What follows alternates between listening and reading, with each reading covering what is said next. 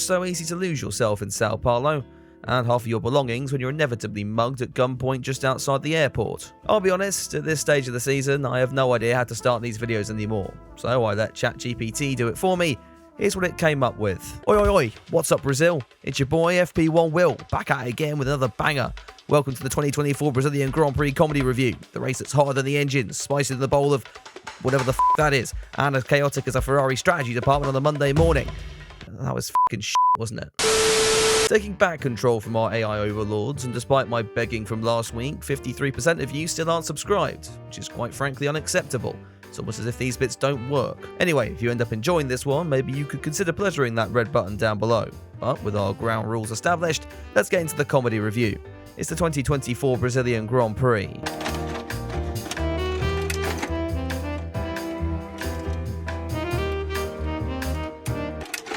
Dead people, and Ayrton Senna's decapitated head was rolled out to Turn 2 on Thursday for a post-mortem photo shoot. The event was to mark for about the 60th time this season, 30 years since the Brazilian's death at Imola, with drivers posing for photos before getting under the visor, making them the oldest things to be inside Ayrton possibly ever. Getting all 20 drivers into Senna's head looked pretty difficult on paper, but in reality it was really easy, because it was massive, and got hollowed out by a suspension arm in 1994.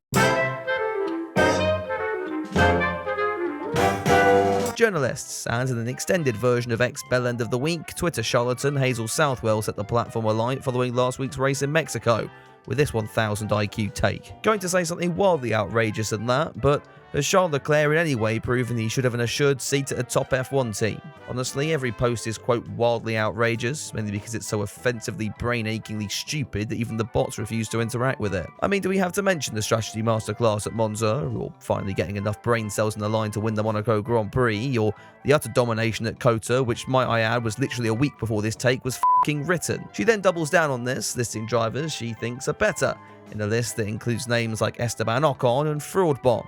At this rate, she probably thinks this guy's right on Leclerc's level. Rightfully, X's fellow Bellends rushed to the scene to lay Hazel a new one. Now, the minority telling her to kill herself is probably overdoing it a tiny bit, but here are some of my personal favourites that are actually funny. Why yes, Hazel. Like for example, if you watch the races with your eyes, you know this question is like asking if the earth is flat. No one cares what you think. Stick to Formula E. Genuine question. Are you watching races with the TV off? Someone call the nurse. And finally, you're f***ing brain dead. One Bellend simply responded with this beauty of a quote from Yuki Tsunoda, triggering Hazel to go full-blown victim mode and open herself up to even less of the fans' sympathy. After replying to individual Bellends with about as much success as Oscar Pistorius' Tinder account these days, we eventually got this blanket response to us all. This is the sort of Twitter backpedaling you'd expect from someone who just realised they'd stepped off a cliff and is now desperately flapping their arms in the hope they might start flying.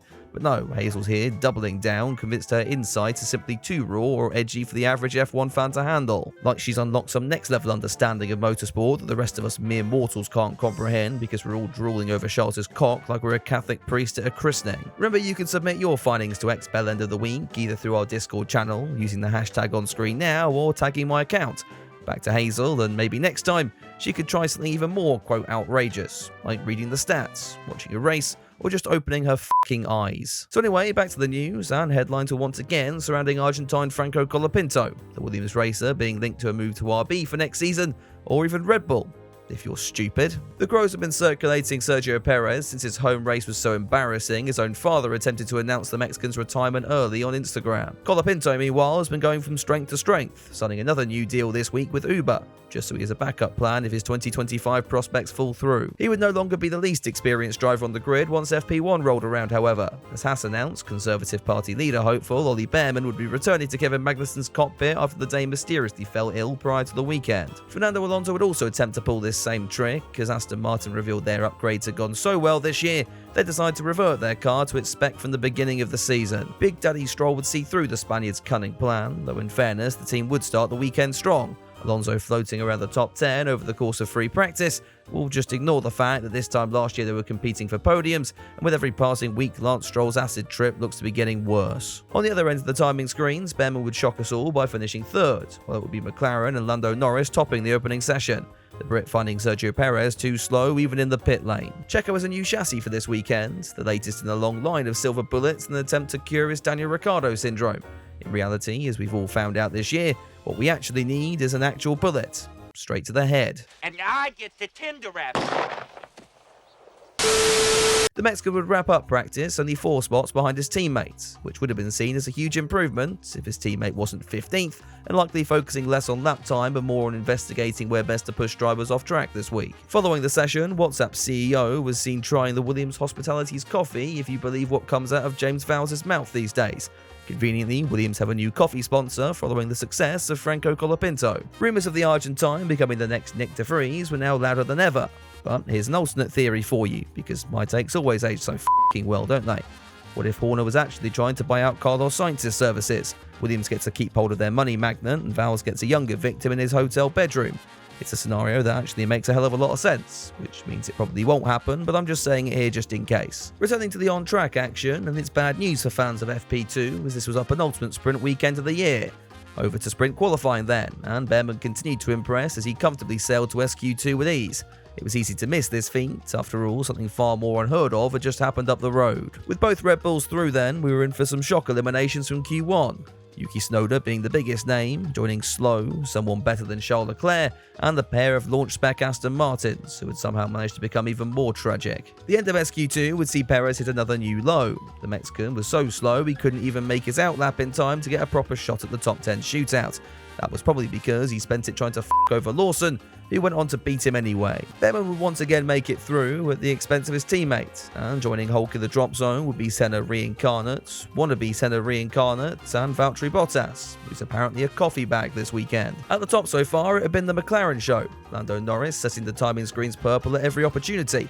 All the while, Piastri's being a good little number 2 driver, a sentence that's probably given his manager Mark Webber a brain aneurysm. With the 4 car taking provisional pole after the initial runs in SQ3, that didn't look like it was going to change, except Oscar bucked the trend by going 200ths faster on his final run. Team Papaya's hopes being if Lando doesn't start from pole, he won't find a way to cock it up by the time it takes him to get to turn 3. Title rival Verstappen could only muster 4th for now, as eyes turned to see if he could be further beaten by George Russell and Mercedes.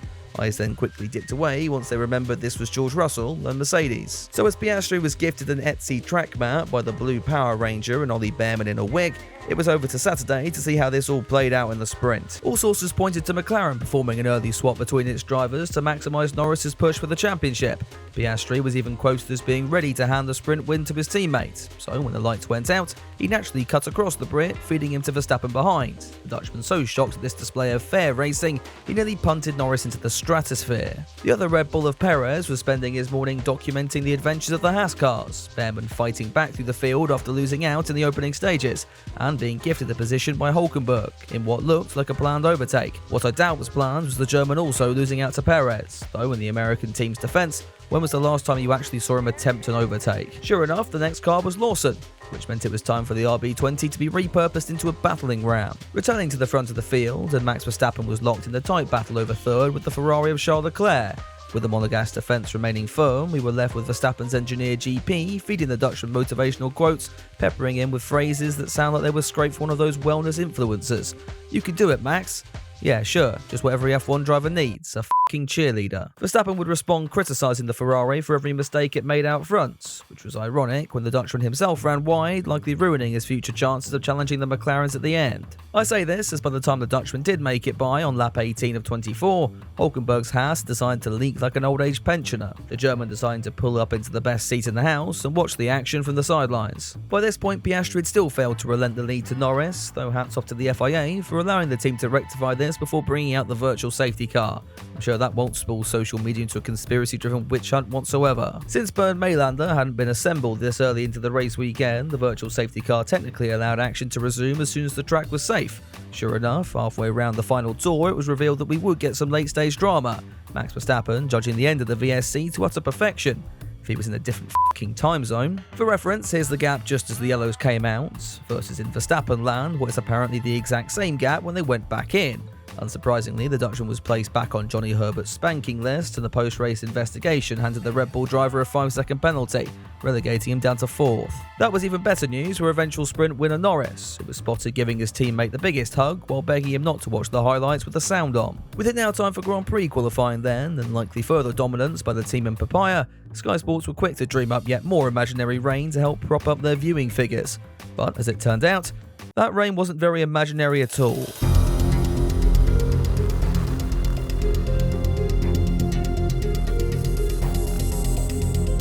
Qualifying was very quickly postponed, leading us to watch Maylander and the Aston Martin trundle around, setting times slightly faster than the manufacturer's F1 outfit, interspliced with Ted Kravitz being routinely sacrificed to the racing gods in the hope their piss might go away. The wet weather was also an opportunity for Red Bull to dream up their latest complaint against championship rivals McLaren. This time, the Woking squad were allegedly waterboarding their tyres in the bid to gain an unfair advantage.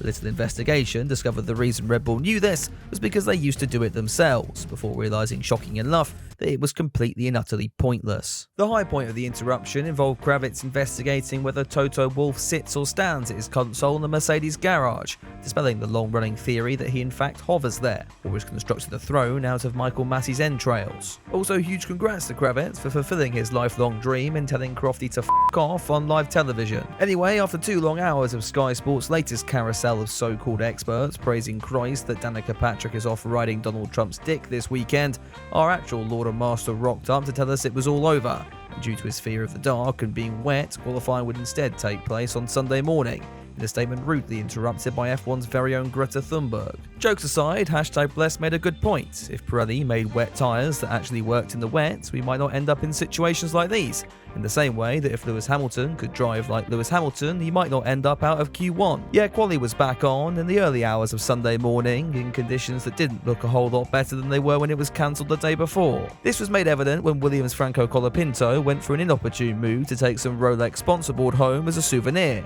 Now, look, last week I killed the red flag meme. Let's be honest, it wasn't funny anymore. Arguably, it wasn't even funny in the first place. What? Let them spin. Fine, have it your way.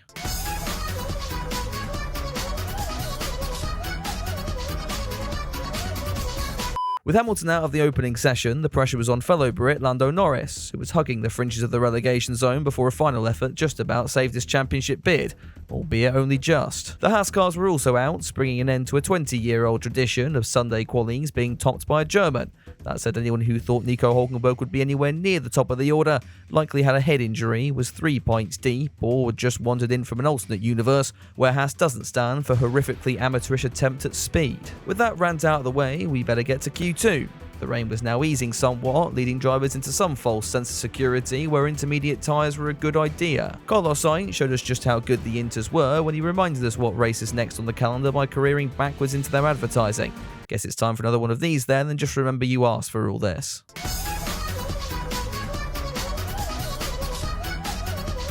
That red flag meant it was panic stations for the UK's 5-year-olds, with Lando Norris once again in the drop zone with limited time remaining. That only intensified when supposed Rainmaster Lance Stroll made it 3 murdered F1 cars in the first sector. Once again, hats off to the FIA, who managed to miss this for an entire 40 seconds, while every car besides Max Verstappen crossed the line to complete their laps, only then throwing out another one of, why do you want these back?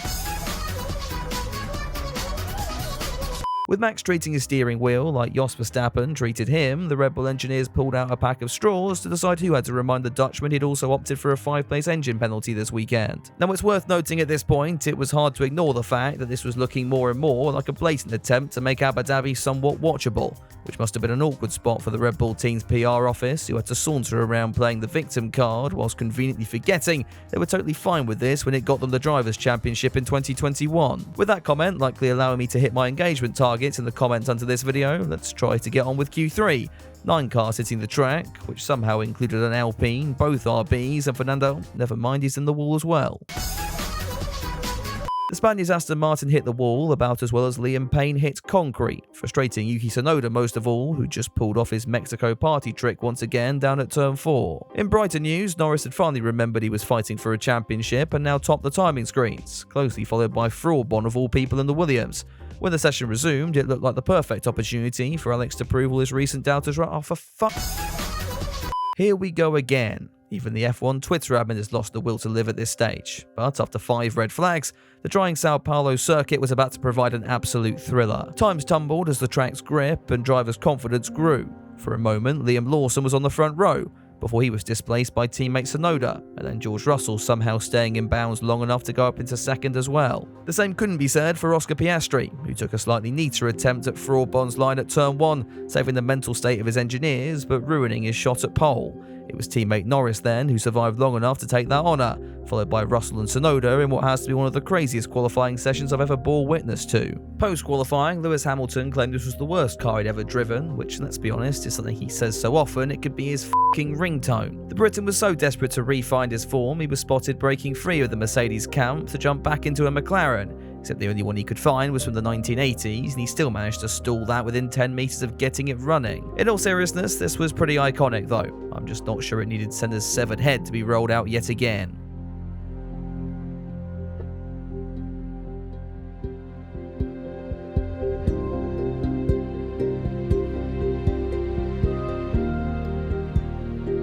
It was little surprise that Alex Albon's mutilated rear end meant he wouldn't take any further part in the Grand Prix. For everyone else, it was mighty impressive that these cars were rebuilt in such a short turnaround. Lance Stroll thanking his mechanics by immediately spinning his car into the wall on the formation lap, then when this didn't eliminate him from proceedings, he opted to just beach himself anyway.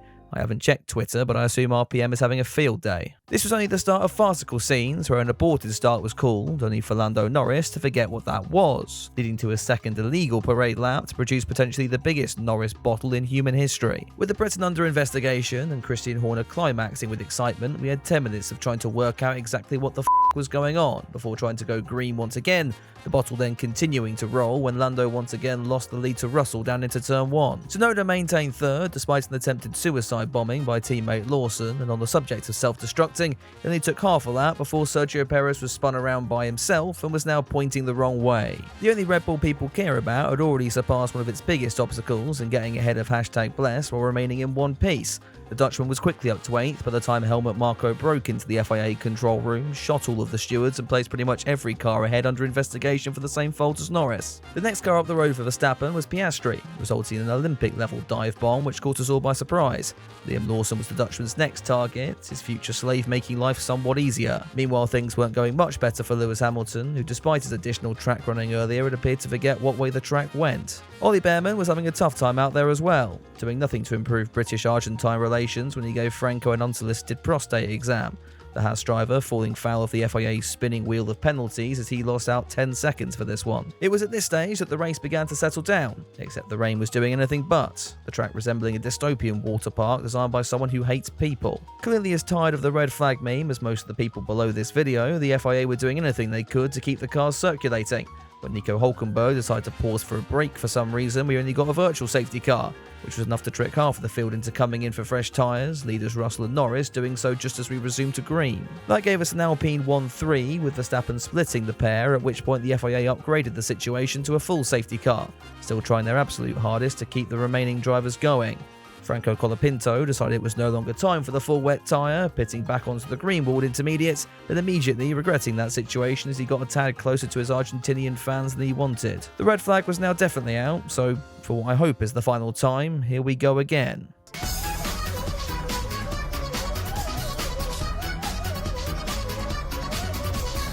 This was great news for the Verstappen camp. In confusing scenes, they'd actually benefited from a red flag for the first time since 2021.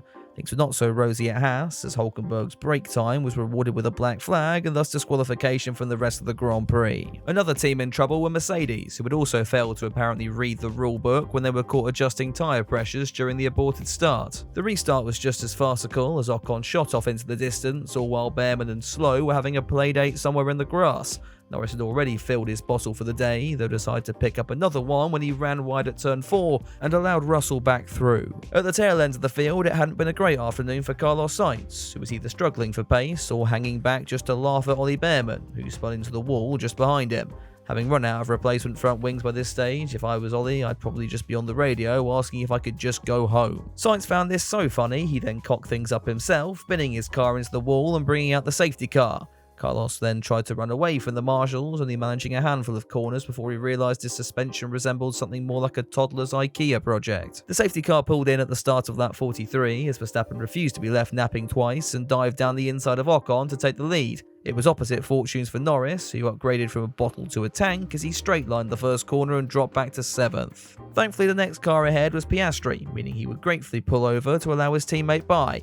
Leclerc in 5th would be harder to overtake, McLaren opting it to be safer to run crying to the stewards rather than risk Lando even considering a move. With Max now clear out into the lead, it was the Perez-Lawson show for the rest of this one. The Kiwi far less inviting when the second Red Bull tried to throw one down the inside, and after some minor contact, Lawson managed to stay out in front, causing Perez to lose his head and his rear end as he then let Lewis Hamilton through. As one Red Bull couldn't get into the points, the other was utterly unstoppable. Max Verstappen closing his final lap 19 seconds ahead of the cars behind.